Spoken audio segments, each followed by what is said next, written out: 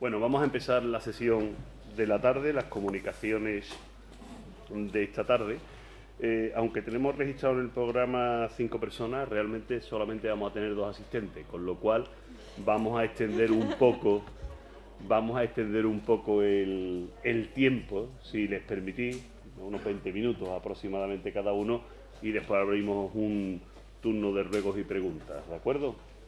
Entonces, la primera comunicación va a estar a cargo de don Juan Antonio González Caballero, que va a versar sobre los liberales extremeños, exilio y memoria de la Revolución Española. Don Juan Antonio, cuando usted quiera. Buenas tardes.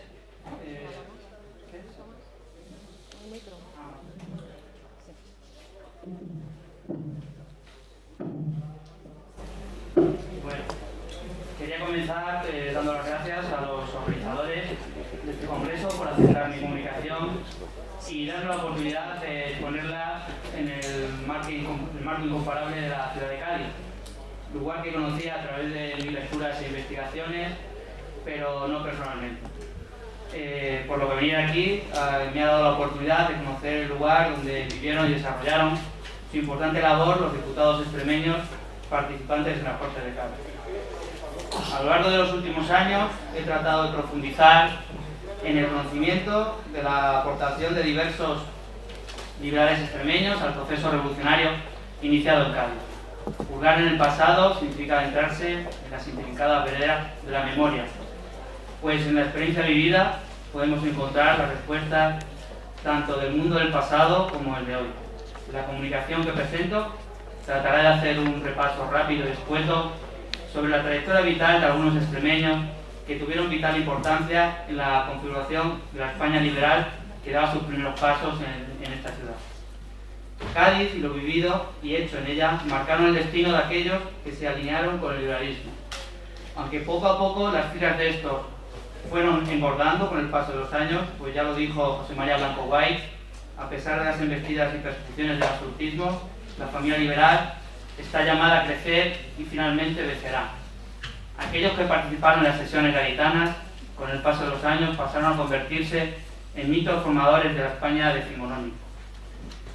Votar a favor de la Constitución y participar en el posterior trienio liberal supuso para muchos su condena por parte de un Fernando VII siempre celoso en la defensa de sus prerrogativas reales, convirtiéndose por ello en el rey quizás más amado y odiado de la historia de España. En esta diapositiva podemos ver una imagen del decreto de mayo de 1814 que supuso un freno en las aspiraciones liberales y como reflejo de la memoria histórica de una época a través de la producción pictográfica también se puede ver una lámina de Goya que refleja a un monstruo absolutista que destruye el progreso reescribiendo las leyes e imponiendo el pasado sobre la modernidad. Por lo tanto, comienza una persecución que se iba a alargar durante casi 2 décadas. En la infausta noche del 10 de mayo de 1814 fueron detenidos en Madrid y otros sitios numerosos liberales. Podemos encontrar un dramático relato de lo sucedido en las memorias de Alcalá Galiano o Joaquín Lorenzo Villanueva, donde se nos cuenta, por ejemplo, cómo José María Calatrava fue sacado en pijama de su habitación y conducido a prisión. A diferentes prisiones fueron conducidos todo aquel acusado de liberalismo, tras un proceso judicial irregular en donde el rey mostró todo su despotismo, interviniendo personalmente para dictar las condenas. Duro fue el destino para aquellos que querían crear una nueva España, como el diputado gaditano extremeño Olivero, redactor de La Minuta, que recogía las declaraciones de Muñoz Torrero en la sesión inaugural del 24 de septiembre, germen del diario liberal español, que murió en reclusión eclesiástica poco antes del pronunciamiento de Riego. Podemos ver en la diapositiva también un retrato del bibliófilo Bartolomé José Gallardo, que pudo escaparse a Inglaterra días antes. En el diario que colaboraba, en La Abeja Madrileña, declaraba el número de su cierre el peligro de los aires que desde Levante, hay que recordar que en su apoteósico regreso a España, Fernando VII se paró en Valencia, se cernían peligrosos sobre Madrid. Este es un pequeño ejemplo sobre la importancia de la prensa como forma de adentrarnos en el conocimiento de la Revolución Española. Gallardo aprovechó su exilio londinense para investigar en las bibliotecas y archivos de la ciudad en su interés por el conocimiento de la literatura y lengua española. Finalmente, la oposición liberal dio sus frutos, instaurándose el efímero trienio liberal, con cuyo fin de nuevo dio paso a una época represiva absolutista, mucho más duro que la iniciada en 1814. Las tropas francesas de Angulema reflejan en sus informes la crueldad de las comisiones militares, destinadas a depurar la institución y condenar a los liberales. Un observador calificaba la de Valladolid como compuesta de furiosos que no encontraban otra pena que imponer que la muerte. La represión fernandina quedó reflejado en el memorial publicado durante el trienio que el guerrillero El Empecinado denunciaba el estado de opresión en el que eran sometidos todo aquel sospechoso del liberalismo y quiso llegar a manos de Fernando VII, que no tuvo mucho éxito, ¿no? Su petición de tratar de mejor forma a los liberales. Es llamativo el hecho de que el indulto promulgado por el rey, debido a las presiones internacionales, trajo consigo un número mayor de exiliados, pues recogía en dicho documento tal cantidad de excepciones que muchos españoles se vieron obligados a salir del país si no querían sufrir la cárcel o la muerte. En la diapositiva podemos ver las imágenes de la represión en Barcelona. Solo en Cataluña, en 1824, en torno a unas 2.000 personas murieron por causas políticas. Y también podemos ver imágenes del conde de España y Calomarde, que son algunos de los rostros de aquellos acólitos al ideario absolutista que buscaban a través del exterminio del contrario, ideológicamente, la posibilidad de medrar en la corrupta corte.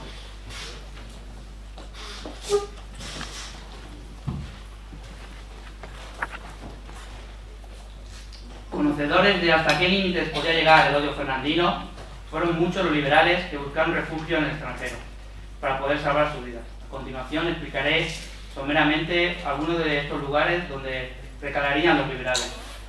Comienzo con Portugal, país que vivía su propio proceso revolucionario, pero que fue en un principio el lugar propicio para acoger a centenares de emigrados españoles, que vieron en su cercanía un lugar idóneo para donde asentarse.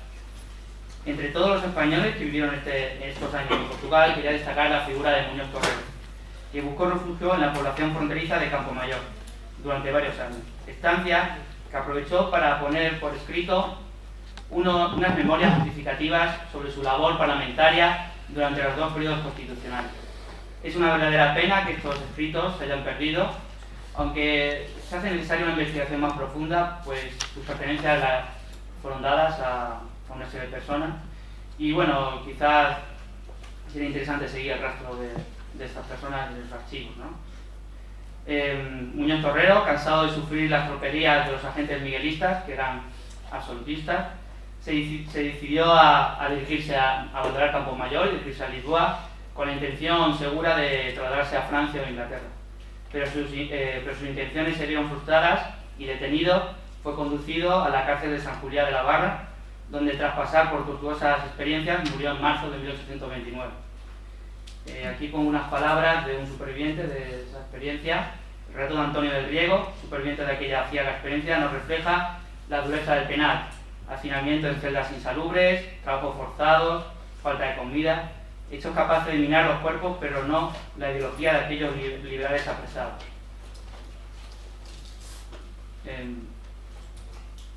En la siguiente diapositiva podemos ver unas imágenes de la ciudad de Londres, lugar de exilio de numerosa colonia española, que se asentaron en el barrio de Summertown, barrio que pasó a denominarse popularmente como barrio español, donde los vendedores y hasta el sereno por las noches daba la hora en español.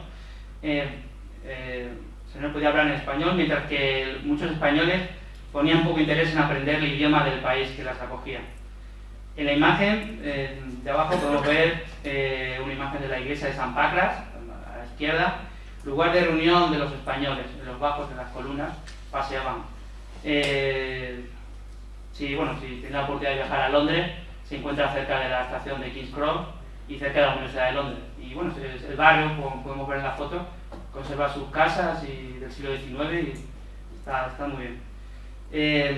Pues por el lado de la iglesia de San Pacras, en esta calle, se reunían los españoles que, protegidos por capas roídas, Pasaban las horas comentando las noticias políticas como leones enjaulados. En palabras del escritor inglés Thomas Carlyle, que en su vida de John Stirling habla de los españoles exiliados como pues personas que sufrían mucho en el exilio, tenían pobreza, tenían que realizar duros trabajos. Ten en cuenta que muchas de estas personas habían llevado una vida acomodada en España, pero Fernando VII les quitó sus tierras, sus trabajos, sus empleos, y bueno, tenían que irse a un país extraño y encima pues aprender el idioma y buscar no solamente la supervivencia para sí mismos, sino también para las familias que la acompañaban, ¿no? Fueron los ingleses generosos en su acogida. Hubo, por ejemplo, obreros que daban parte de su preciada paga, o farmacéuticos que daban a bajo precio las medicinas, incluso gratis, para que los españoles pudieran subsistir. Lord Wellington formalizó el pago de una pensión a aquellos liberales españoles que habían sido sus aliados en su lucha contra Napoleón.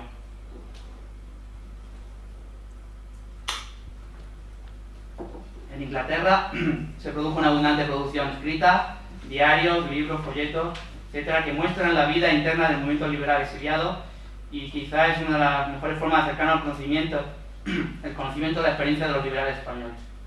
Algunos de ellos escribieron memoriales a Fernando VII buscando su cambio de parecer hacia ellos, y siguiendo sus huellas podemos ver el sufrimiento de unos exiliados que vivían en la incertidumbre, preocupados por la supervivencia de un mundo hostil. Como hablaba antes, por ejemplo, refiriendo otra vez a José María Calatrava, este personaje, quien fuera diputado y ministro de Justicia, tuvo, por ejemplo, que trabajar de zapatero para poder dar sustento a su familia. Y bueno, finalmente, antes de trasladarse a Francia, donde la revolución, la de 1830, había hecho cambiar el signo político de la nación. También tenemos la imagen de Espoz y Mina, ¿no? Las memorias de Espoz y Mina, editadas por su mujer, uno de los líderes del exilio en Inglaterra. Nos sirven de fuente para conocer los entresijos internos de la familia liberal, dividida esta tras las experiencias constitucionales. Hay que recordar, por ejemplo, la importante polémica entre Flores de Estrada y José María Calatrava sobre las causas verdaderas de la caída del reino liberal, ¿no? Todo se produce estos debates en la prensa londinense, y bueno, es interesante, ¿no?, para ver la división de los liberales. Fue en 1830, un año importante en la geografía del siglo XIX. En Francia es derrocado Carlos X, de tendencia absolutista, y sustituido por el burgués Luis Felipe de Orleans. En las calles parisinas, las 3 jornadas gloriosas de julio, lucha el joven poeta Espronceda, que antes había pasado por Londres, sobre cuya ciudad escribió con unas lóbregas poesías. Jugó el nuevo monarca francés un doble juego. Utilizó a los españoles liberales para presionar a Fernando VII para que le reconociese como rey de Francia, y cuando España aceptó esto, el gobierno francés no solo retiró su apoyo, sino que persiguió a los españoles como Espronceda o José María Calatrava, que se habían reunido en la frontera pirenaica para hacer intentonas militares en el suelo español. Las poesías de Espronceda, dedicadas a su jefe guerrillero Pablo Chapalán Garra, nos sirven de testimonio del crudo final de estas expediciones. Poco después se llevaría a cabo la famosa de Torrijos en Málaga, también con aciago final.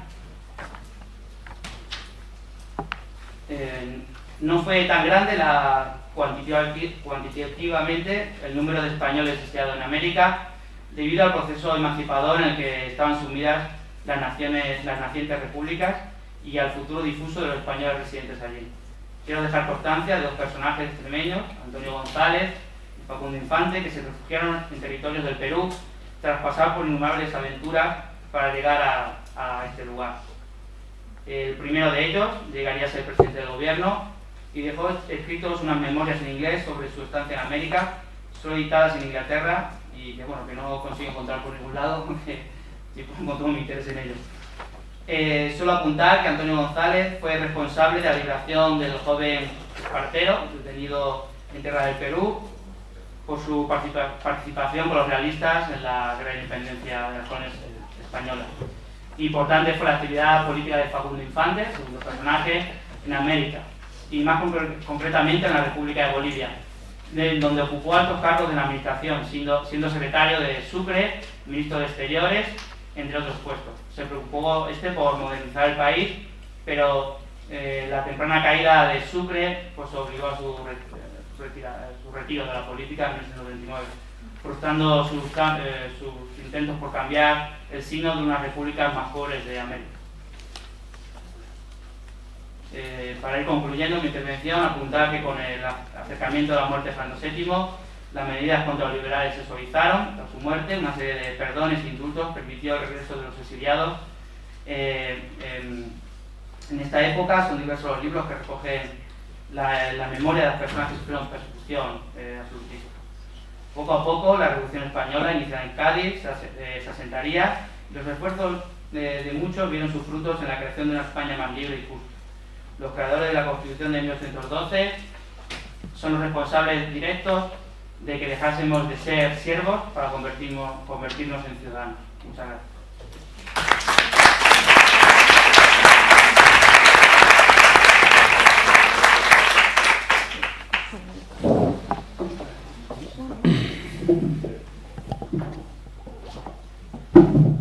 Muchas gracias por adecuarse al tiempo, que tuviera un poquito más. Pero ha sido bastante clarificadora la charla. A continuación será doña María Dolores Jimeno Puyol, de la Universidad de Rovira y Virgili, quien disertará sobre el sitio de Tarragona en las memorias del general Contreras. Cuando te pueda. Muy bien, gracias. Buenas tardes. Pues como acaba de decir el moderador, voy a hablar del sitio que sufrió Tarragona en 1811, entre el 4 de mayo y el 28 de junio.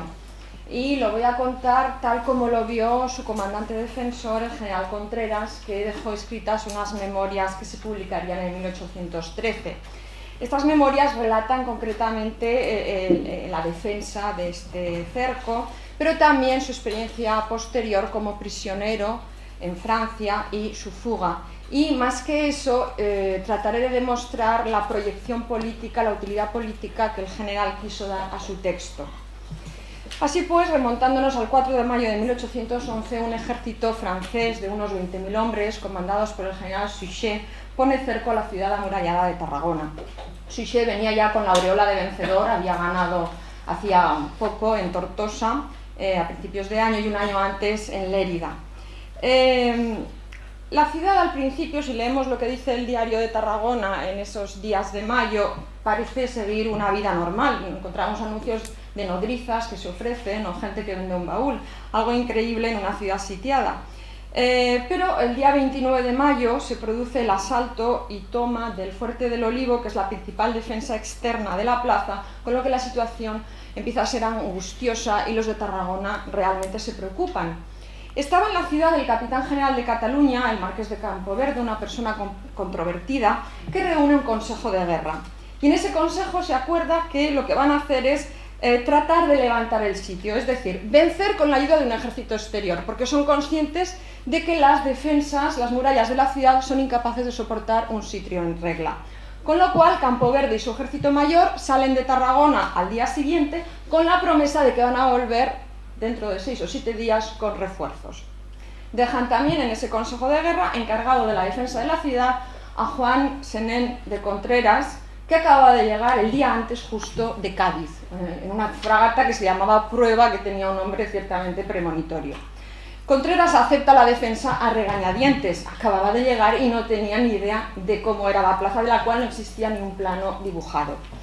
En ese sentido, tal vez le favoreció una otra aureola, la de tratadista, historiador militar, que en su juventud, becado por Carlos III, había corrido las cortes y países de Europa, dice su expediente militar. Había estado en la guerra austro-prusiana contra los turcos, en la campaña de Moldavia, también se había distinguido en la guerra contra la Convención y precisamente en la guerra de la Independencia había tenido un papel destacado en Extremadura y Andalucía.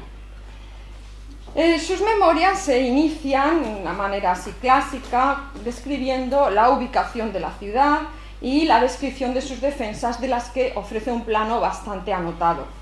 Las defensas consistían fundamentalmente en la antigua muralla romana, en las caras norte, sur y este, y el oeste había sido sustituido por un terraplén bastante débil. Estas caras, la norte y oeste, estaban recorridas por diversos baluartes y la ciudad estaba más o menos separada en dos recintos, la parte baja o arrabal que daba al puerto y la parte alta con la catedral, y separadas por otra línea de baluartes. Al sur estaba el mar, donde había una flota inglesa atracada. Lo que va a contar Contreras a continuación es un diario de operaciones y va ahí a utilizar todos los tecnicismos estratégicos correspondientes. Pero más allá de eso, lo que me parece es realmente útil e interesante en su relato es que nos va a contar cómo es un sitio en el terreno humano, qué pasa ahí dentro y cuáles son las actitudes de todas las partes implicadas. Primero, claro, es un texto de memorias y él se presenta a sí mismo, tiene que vender su imagen y se presenta como un buen organizador y parece ser que lo era si miramos su hoja de servicios en el Archivo General Militar. Lo primero que hace es organizar el factor humano, la tropa y la población. Establece una policía militar, forma a los habitantes en compañías y a las mujeres las ocupa en la intendencia, hacer cartuchos, hilas, etc. También se preocupa por las provisiones. Los almacenes reales estaban exhaustos y con lo que habían dejado en sus casas los ricos, que se habían marchado también con Campo Verde el 31 de mayo, pues los abastece. Al mismo tiempo impone una contribución para pagar a la tropa que hacía 4 o 5 meses que no cobraba. En la parte táctica refuerza las defensas y lo que hace, aparte de intentar prolongar la resistencia, es lo que se hace en los sitios, practicar lo que se llaman las salidas, unas escaramuzas para intentar hostigar los trabajos de los enemigos. Pero a medida que los franceses van avanzando, tiene que cortar las salidas porque no hay manera de asegurar la retirada. La situación se complica enormemente el día 21 de junio, en que el enemigo consigue abrir 3 brechas en el terraplén del oeste y se pierde la parte de la ciudad baja, el arrabal. Cuando ya llega el asalto final a la parte alta, tiene que extremar las disposiciones y lo que hace primero de todo es proteger a la población civil, según un sistema muy curioso de alertas con las campanas de la catedral. Y dice, en una campanada significaba granada real y 2 significaban bombas. Entonces también dispone que las casas estén abiertas, etc. En medio del tráfago guerrero, Contreras introduce siempre que puede la anécdota humana y dice: hasta las mujeres y los muchachos se reían de las bombas, que en las calles les servían de diversión, aunque luego puntualiza: lo que no sucedía a las tropas que guarnecían las murallas, en las cuales tuvimos bastantes heridos y muertos de los cascos de estos proyectiles, lo que nos era imposible evitar. La parte humana es una constante, preocupado por destacar cómo trata de evitar las bajas o reducir riesgos, y en este sentido se presenta en contraposición a Suchet, a quien retrata como cruel. Dice de él: Suchet no hacía caso de la pérdida de los hombres y sí miraba a estos como los instrumentos de su fortuna. Presenta un contrincante que es cruel no por la gloria patriótica ni por la gloria personal, sino por puro interés. A diferencia de él se presenta como un militar cabal y un héroe racional que sopesa las posibilidades antes de tomar una decisión. Y estas posibilidades las sopesa mucho, como decía, en el asalto final con la parte humana de la población civil y la tropa. Y dice que hace lo siguiente: reparte vino y aguardiente y tabaco a la tropa, les arenga hasta enardecerlos y adopta, dice, cuántas precauciones deben tomarse en semejantes casos. Dispone 2 batallones de granaderos y el regimiento de Albería en la brecha, con orden de no disparar, no esperar a que suban las columnas enemigas. Según el manual de guerra dice que lo harán. Dice, la columna francesa también vendría a la brecha sin tirar, y si solo avanzando a la bayoneta, que es como se hace esta terrible operación. En general, como se ve, recoge el horror de la guerra, aunque no la cuestiona, es un militar profesional. Pero siempre intenta que la crueldad sea más tolerable. En el caso de los soldados forma parte del oficio, pero no en el caso de la población civil, que resultó violentada y masacrada por una tropa enloquecida, a pesar de los esfuerzos de contención de los oficiales franceses, que sí que reconoce. Según Contreras, las víctimas civiles fueron de 6 a 7.000, una cifra que parece un poco exagerada. La mayoría degolladas, es como morían en estos episodios. El día 28 de junio, el día del asalto, y el posterior saqueo que duró 3 días. Él mismo fue herido por un bayonetazo cuando intentaba reunir a la tropa acosada, lo que difundió la noticia de su muerte y llegó a fomentar o aumentar la desbandada. Llegado este asalto y fracaso final, tiene que justificarse, por su parte como militar y por su parte también en las muchas bajas que se produjeron.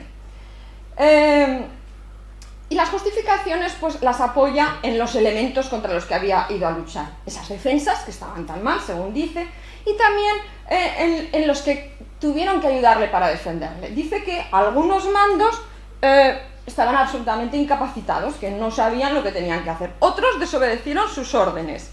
Y sobre todo se sintió terriblemente solo. Solo por la parte que tendría que haberle auxiliado desde fuera. Campo Verde nunca apareció, a pesar de las cartas que él dirigía a la Junta Superior de Cataluña y que la Junta Superior de Cataluña dirigía a Campo Verde. Una división que venía de Valencia con 4.000 hombres llegó a la playa de Tarragona y volvió a marchar, y de los 4.000 hombres que llevaba solo desembarcó a 400 y desarmados. Y otra inglesa que venía de Cádiz el día 27 hizo más o menos lo mismo. Bajaron los comandantes, ingenieros y artilleros y vieron que aquella plaza iba a caer y no desembarcaron jamás. Entonces lo que llega a decir, dice, de manera que todos huyeron de la plaza, siendo así que todos vinieron a auxiliarla. Y este abandono de los que habían de socorrerla fue peor que todo, pues hizo tal impresión en el ánimo de los soldados que llegaron a presumir eran perdidos. El abandono como justificación de la derrota y el miedo. Lo que le interesa en todo momento es destacar que su guarnición fue heroica, y lo fue, pero hasta el asalto final. Dice que este miedo trató de resolverlo con métodos expeditivos. Dice, mas por instantes fue aumentando el pavor de los soldados, y se dejaban acuchillar por nosotros, los oficiales, sin por esto resolverse a recomenzar el combate. Para los heroicos oficiales propone una condecoración, una cruz con la inscripción «Antes morir que rendirse», pero no todos fueron valientes.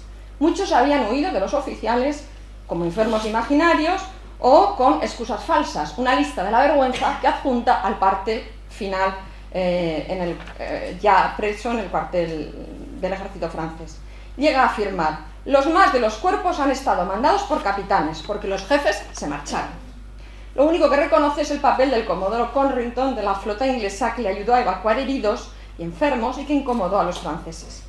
Consumada la tragedia, solo le queda insistir en que hizo cuanto pudo, y ahí se vuelve a la retórica de la Tárraco romana, capital de la Hispania Citerior. Y también ahí lo que intenta es contrarrestar los argumentos de Suchet por su responsabilidad en las muchas bajas civiles, porque según las leyes de la guerra, cuando se propone capitulación, si la brecha está abierta, hay que aceptarla, lo cual él contrarresta con esas mismas leyes de la guerra y dice: «No por esto prohíben las leyes que se defienda la guarnición y procure rechazar los asaltos, que yo me resistí porque tenía fuerzas suficientes para haber rechazado a las suyas».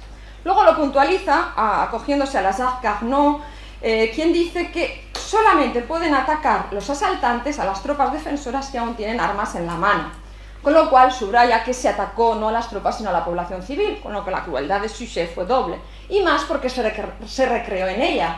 Permitió el asalto durante 3 días y luego envió a una comisión de autoridades civiles de la comarca para que vieran el espectáculo dantesco que quedó, la guerra psicológica que acompaña a la guerra de las armas. Contreras tuvo mucho cuidado en que todo esto quedara documentalmente, y al cirujano que le curaba el bayonetazo le dio parte de la correspondencia y otra la depositó en una fragata para que llegara a la Junta Superior de Cataluña y los hiciera públicos. Debió obtener estos documentos, hay una petición de su mujer, para recuperar la correspondencia y vindicar la estimación de mi marido, porque muchas de estas cartas aparecen como apéndice documental al final del texto de las memorias. Y además el parte del día 29 en el cuartel general del ejército francés lo inserta para contar el asalto del último día. Es bastante puntual cuando describe elementos técnicos, el armamento, el número y el tipo, distancias, fortificaciones, e incluso cuando con bastante detalle cuenta escaramuzas concretas, pero no hay manera de saber cuántos eran los efectivos totales de la plaza, ni cuánta la población civil, ni cuántas las bajas totales. Muchas veces lo que hace Contreras es meterse por vericuetos literarios para enfocar ese plano cercano de la anécdota, de la crueldad y de los efectos de la batalla en la población civil. Lo que hace también para justificarse es sustentar todo lo que dice dentro del arte de la guerra, que autoriza las disposiciones que él adopta, a la vez que a su relato le da una dimensión más general y útil. Y al mismo tiempo sitúa Tarragona dentro del contexto de la ocupación napoleónica de España, subrayando su dimensión estratégica. Dice de Suchet en su parte: Suchet se hizo cargo de que si se hubiese logrado rechazarle, habría mudado totalmente el aspecto de la guerra de Cataluña. Y a la vez lo que hace es, de la derrota, virtud, como un ejemplo para la posteridad. Señala que quienes murieron fueron mártires del patriotismo más puro y elevado por la libertad de la monarquía española. Con esto a la vez constata que la población no luchaba solo por su supervivencia, sino por la causa patriótica, parte de una guerra política en la que le interesa destacar la entrega sin matices que él observó en los catalanes. Entonces, a partir de aquí ya empieza otro discurso, que es el discurso político, el discurso que adopta un militar que ya se ha quedado sin misión como tal. El Contreras político empieza a despuntar prisionero en el cuartel general francés en Constantin, una localidad cercana a Tarragona. Y ahí cuenta que Suchet le hace una serie de propuestas irresistibles para que se pase a los bonapartistas. Pero él contraargumenta con una serie de razones. Por un lado, en el terreno militar, exhibe la lista de victorias españolas y subraya la capacidad de la nación de vencer a ejércitos poderosos si se remedian errores en la dirección del entusiasmo nacional y si se remedia también la inexperiencia de las autoridades. Otro argumentario entra dentro de lo político y dice que la sublevación fue la venganza a la injusta y atroz agresión francesa al pueblo y a la familia real, y objeta que fue un movimiento espontáneo en el que no tuvo nada que ver ni la Iglesia ni los ingleses, como se encargaban de difundir los franceses. A ello añade una tercera línea, que es la del orgullo patriótico. Es preferible servir a la patria que ser un colaboracionista y ser tratado de manera inferior, como ha visto que sucede. No se trata de mera retórica, porque él sabe que sus discursos van a tener eco, como de hecho tuvieron, y llega a afirmar que fue apreciado particularmente en Zaragoza como defensor de la buena causa, no solo con las armas, sino también desarmado y prisionero. Las etapas siguientes del apresado, del preso, pasan por Reus y luego ya a caballo, cuando se le ha curado la herida, a Lérida y Zaragoza. El relato ahora se va a convertir en un relato biográfico, en el que se presenta como un héroe incorruptible, cuyas raciones de carne disminuyen a medida que Suchet pierde la esperanza de ganar. Es conducido a Francia, en realidad, bueno, ahora estaríamos en Flandes, al castillo de Bouillon, una fortaleza impresionante que había pertenecido a Godofredo, el famoso cruzado. Una prisión de Estado, y él era un prisionero de guerra, lo cual le llega a conjeturar que Bonaparte aprecia a quienes le oponen una defensa obstinada, y se llega a comparar con Palafox, el defensor de Zaragoza, Álvarez de Castro, el de Gerona, Martínez de Figueras y Caro de Sagunto, que también fueron apresados en castillos. La experiencia prisionera va a convertirse en un ejercicio de reivindicación y denuncia. Se le priva de su criado español, pero no acepta tomar otro francés, revela la suerte de los prisioneros empleados públicos, que lo pasan aún peor que los militares, porque se ven reducidos a la miseria e incluso a la muerte, y se queja de que los sueldos de los oficiales, que los seguían cobrando, sufren una rebaja porque no incluyen promociones de guerra. Y también se queja porque no le permiten ostentar sus condecoraciones en el presidio. Ahí va diciendo que todo esto es una muestra del despotismo de Bonaparte, por lo que propone que los oficiales franceses presos en España sean tratados con la misma dureza, e incluso que se aprese a rehenes notables en los pueblos de Francia. Llega la fuga. La noche oscura del 1 de octubre de 1812 se fuga con otro caballero, deslizándose por una roca de unos 50 pies, 15 metros, con una cuerda de 10. Y eso le ocasiona una herida en el hombro. Pero hay que reconocer que era una persona intrépida, tenía 52 años y estaba en buena forma. El viaje por Francia es una aventura a pie que dura 8 meses y se convierte en un viaje de espionaje, y va a hacer un informe de la Francia que observa. Dice que va a observar el espíritu público y los recursos. Entonces observa que Bonaparte está organizando un ejército numeroso, pero no aguerrido, y que en lo político guarda las formas constitucionales, una máscara de su poder absoluto, sustentado ¿en qué? En la falta de libertad de imprenta, en una multitud ignorante y en que tiene dominado al Senado, que le va dando hombres y dinero cada vez que lo pide. Pero también observa que hay mucha gente que huye de las conscripciones y que aparecen folletos clandestinos oponiéndose al emperador. Con lo cual ve ahí un flanco para la intervención contra Napoleón. Se queja de la acción de los y de la inacción de los ejércitos españoles e ingleses, lo cual permite que se perpetúe la tiranía de Bonaparte. y acaba llamando a sus colegas a derrocar al tirano. Incluso hace un esbozo de plan de invasión de Francia, nada menos. Ejércitos numerosos, aguerridos, capaces por sí solos de invadir la Francia. Hay un apartado final que, una vez acaba el relato de su prisión, que va sin titular, en el que utiliza el ejemplo del sitio de Tarragona como tratado de la guerra de sitios. Y más que eso, plantea el uso de la estrategia militar con finalidad política, como había hecho su modelo, que es Lassalle Carnot, autor de una obra sobre la defensa de plazas fuertes, que no hicieron públicos los franceses hasta 1810, porque así nadie pudo descubrir su manera de hacer los sitios.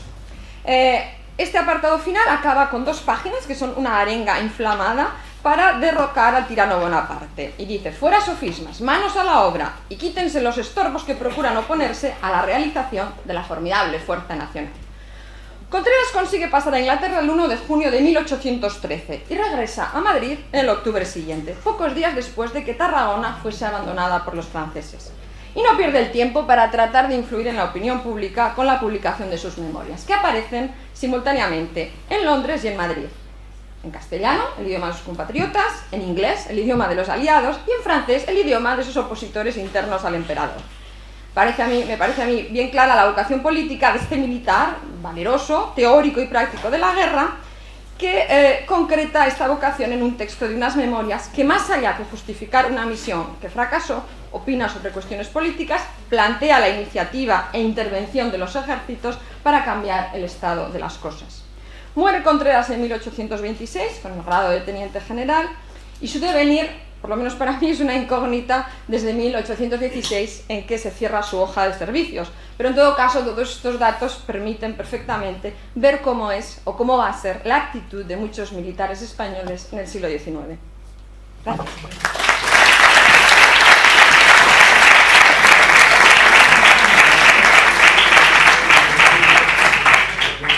Bien, gracias, doña María Dolores, por iluminarnos exhaustivamente sobre el asalto y el sitio de Tarragona, así como de las memorias de Contreras, indiscutiblemente, ¿no?, del general Contreras.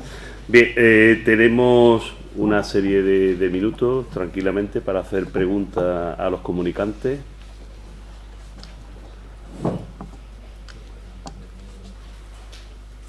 En Cádiz también se utilizaba el tema de las campanas por los bombardeos. ¿Casualidad o es que realmente había se había desarrollado un código y a nosotros nos sorprende siglos después, ¿no? Quizás nos puedan ayudar, yo soy filóloga, quizás nos pueda ayudar algún historiador que haya estudiado el arte de la guerra. Yo en Tarragona, en Zaragoza, no me lo encuentro en el manuscrito romano, y como él cuenta todas las cosas de defensa y estrategia y muchas veces de informaciones también coreográficas y del pueblo, me llama la atención que no diga nada de eso si existía. Pues igual es algo que se les ocurrió a los comandantes respectivos. O de sentido común, sí. No creo que hubiera un código, yo no lo conozco, contra el ejército, de que esa sea una norma. Pero se establece en su propio código, llegado el caso, sí tiene su lógica.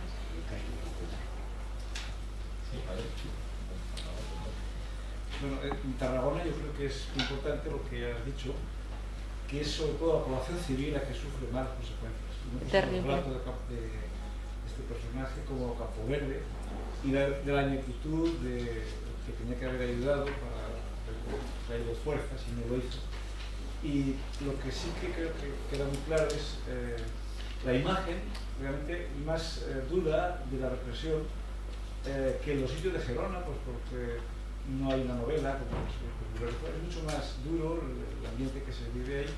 Suchet le dieron el bastón de mariscal por todas las elecciones, y esa violencia civil durante 3 días, pero muy circunscrita también en unos lugares determinados. La catedral era un lugar donde estaban enfermos recogidos, y en las escaleras de la catedral murieron, pues hay fuentes diversas, pero muchas mujeres y niños. Hay como, se calcula un centenar de niños y mujeres, varios cientos de mujeres. Hablan de 300 pacientes. Es un ejemplo de esa violencia desatada, donde por la hostilidad que mostraron el no rendirse, ese eslogan que ha repetido de antes morir que rendirse.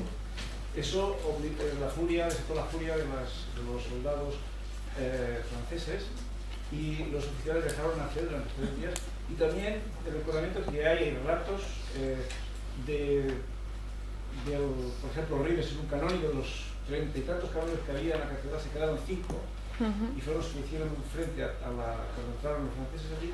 Pues hay relatos realmente muy duros, por ejemplo, dirigidos también a las monjas y frailes. Hay un relato a un fraile que le hace coger una serie de las puertas de las casas, hacer una pila de leña y luego se tiene que echar a la hoguera y queda allí preso, ¿no? O a los pozos de agua, etc. Es una imagen, como otra también, de los aliados, que permanecen, llegan, bueno, en los días anteriores, los ingleses, el Collingwood, envían unos emisarios y luego desde las terrazas los tarraconenses ven la imagen de los aliados que no han desembarcado, aducen que hay mala mar, etcétera, etcétera.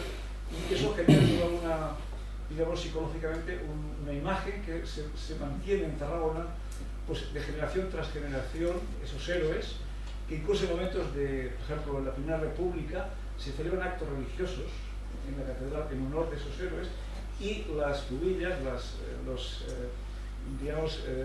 la gente que se ha quedado sin los padres, el padre que ha muerto en esos actos, tienen unas pensiones durante todo el siglo XIX y es hasta el principio del siglo XX. Hay una tradición oral realmente muy importante que se mantiene localmente, ¿no? en esa tragedia tan importante. Creo que es una de las más duras de escenas de violencia que hay.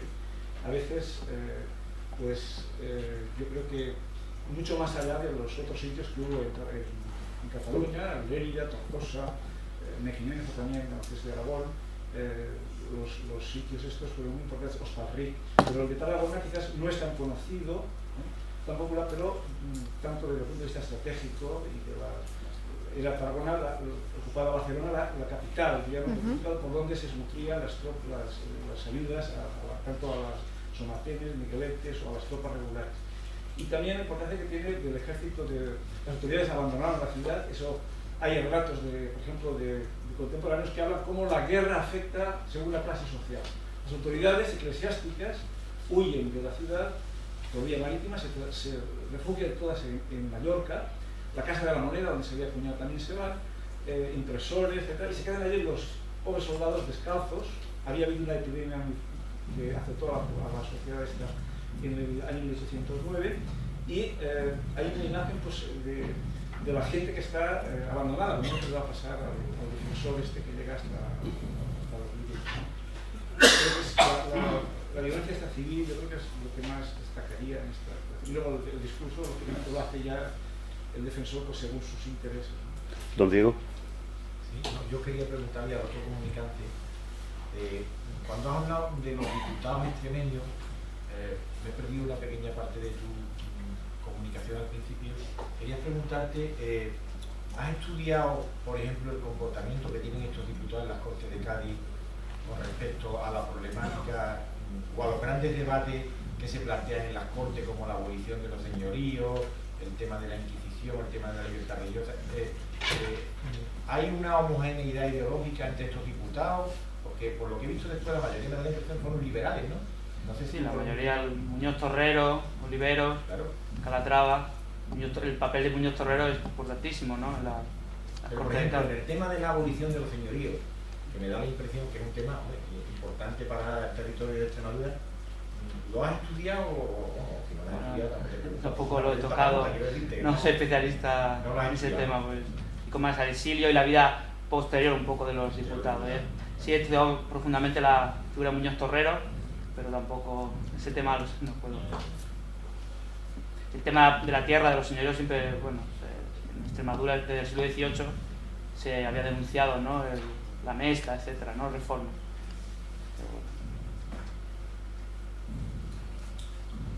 Yo iba a preguntar que si cuando está en prisión, Contreras, que si puede leer, le llevan libros. No aparece ninguna mención a lecturas. No. ¿Y cómo pasa la vida en la cárcel? ¿Qué hace? Es bastante breve el relato y se entretiene eso, en denunciar las condiciones a que son sometidos. Ejemplo de la tiranía de Bonaparte. Ya le puede, yo creo, un discurso político. Y yo creo que tampoco lo pasa tan mal, porque tiene un criado si quiere, él sigue cobrando el sueldo. Pero eso todo es ejemplo para él de que hay una letra escrita de unos pactos de trato a prisioneros que Bonaparte no cumple, porque no le dejan llevar las condecoraciones, porque no le incorporan el sueldo que le corresponde por ascensos.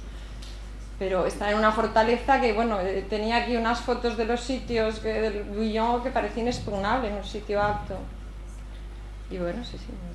Y cuando va a hacer la expedición, ya acabo con la pregunta, cuando va a hacer la expedición, que dice que Napoleón se está armando a la gente, etc., ¿cómo describe a estos grupos? Porque el mío, Román, dice que parecían un grupo de caldereros. No, él hace una descripción general que está preparando un ejército numeroso, aunque no aguerrido. Ya está calibrando si es un enemigo al que se puede batir o no. Y habla del sistema de las conscripciones, que el Senado las concede sistemáticamente porque lo tiene dominado, pero que él ha tenido ejemplos, ha visto de que muchos se zafaban de esas conscripciones. Hay como un enemigo interno que demuestra que Bonaparte pues tampoco tiene el control absoluto como algunos pretenden, o él pretende hacer creer. Sino yo, puntualizando lo que ha dicho el profesor Moliner, sí que hay varios textos anónimos que hablan del sufrimiento de la gente. También hay unas ilustraciones, Los horrores de Tarragona, que son unas series un poco toscas pero muy dramáticas. Y sí que hay, que no la he podido leer, una novela de un oficial francés, el vizconde d'Arlincourt, que se titulaba Los desposados de la muerte, que se la tradujo en 1850 Víctor Balaguer, y que por referencias indirectas también recoge ese horror visto desde el lado francés. Y luego yo creo que el sitio de Tarragona es que como no tuvo tantos muertos absolutos como los de Zaragoza y duró menos en tiempo que el de Gerona, pues no tuvo luego esa repercusión que tuvieron los otros dos, pero dramático fue terrible, absolutamente terrible. Las cifras de muertos, mujeres y niños, 300 el día del asalto final. Es difícil saberlo. Además, Contreras nunca da las cifras exactas, dice de 5 a 6.000 el día del asalto final, y es un poco exagerada. Yo creo que otras referencias fueron un poco menos, pero bueno, 3 días. Sí, hay reconocimiento oficial, digamos, a los artilleros, como la artillería. Sí, incluso hay algún artillero. El francés, y Suchet mismo reconoce el valor que ha tenido, ¿no?, de defender. Hay varios relatos, del coronel Eguaguirre, el brigadier Pedro Sarsfield, hay varios. Y el mismo Campo Verde escribió para justificarse. Luego también la figura de Campo Verde es muy controvertida, un personaje... Es un personaje que es por un movimiento popular, que encabezado por un fraile. Lo van, sí, con un fraile, ¿no?, que es San Felipe Neri, sí. Filipense, ¿no? Y es un tema que es importante. Sí, no fue eso, se autoerigió prácticamente en capitán general de Cataluña. ¿Alguna pregunta más? Yo quería hacer una pregunta, si es posible, a don Juan Antonio. En esos liberales extremeños en el exilio, usted ha comentado, en donde participan después incluso en la independencia americana, ¿ha seguido usted la huella de estos liberales que participan en los procesos independentistas y de alguna manera hay documentos, o sobre todo testimonios de estos mismos liberales, cómo interpretan el proceso de independencia? Porque debe de haber una contradicción interna importante, aparte de las ideológicas, ¿no? Me refiero como... Hay muchos españoles liberales ayudaron a los independentistas para independizarse de España, ¿no?, desde el absoluto Fernando VII. Por ejemplo, Facundo Infante, curioso, porque su papel en la creación de Bolivia es muy importantísima. Igual que tú relatabas la aventura que pasó por Francia, la aventura de Facundo Infante, Andrés González cruzando América es impresionante. Primero en un barco, llegan a Brasil con muchas tempestades, después a pie y a caballo cruzan Brasil, los desiertos, le atacan los indios, sufren en fiebre, llegan a Perú y cuando llegan a Perú son apresados por los españoles, porque como liberales creen que se van a poner del lado de los emancipadores. Les meten en prisión y bueno, aprovechando la batalla de Ayacucho, Facundo Infante se escapa, Antonio González no puede porque tiene una fiebre. Y bueno, también Bolívar también había declarado algunas veces que todo español que también quisiera ayudarles o que fuera un buen militar o buen científico, bueno, quien sea, ¿no?, pues lo podían contratar para las filas independentistas. Y bueno, en poco tiempo vemos como Facundo Infante se convierte en secretario personal de Sucre y bueno, le nombra ministro de Exteriores, ministro de Interior en Bolivia, incluso negocia una posible alianza con Perú, territorial, y que fracasa. Y bueno, dentro de Bolivia realiza un montón de... coge, por ejemplo, trae de Argentina material para las escuelas, coge al clero y coge iglesias para transformarlas en colegios, hospitales. Esto crea también una opinión pública a través manejado por los sacerdotes en contra suya. Y bueno, toma unas medidas, ¿no?, de todo tipo, ¿no?, para intentar modernizar el país, que era muy pobre, ¿no?, Bolivia. Pero bueno, eso dura, claro, dura 3 años, hasta que cae Sucre en el 29. Y bueno, Facundo Infante, bueno, queda en la prensa de allí de Bolivia, y bueno, las cartas y las negociaciones con Perú para la alianza. Y bueno, Antonio González fue abogado, hizo fortuna allí en Perú, un dinero que sirvió después un poco para su carrera política en España y amistades, ¿no?, con Espartero, que le salvó de la cárcel, que pudo haber sido fusilado, y le salvó él, bueno, y otros españoles. Y bueno, como Joaquín de Mora, que es el más famoso, hay una serie de liberales españoles que fueron a América, y bueno, por ejemplo, Mina también en México, etcétera, ¿no? Es curiosa, ¿no?, los españoles en América ayudando a independentistas, ¿no? ¿Alguna pregunta más? Bueno, pues entonces acabamos aquí la sesión de la mesa redonda. Simplemente deciros que a las 7 menos cuarto empieza la conferencia, ¿de acuerdo? Puntualmente, como bien dice el director. Muy bien, gracias por la presencia.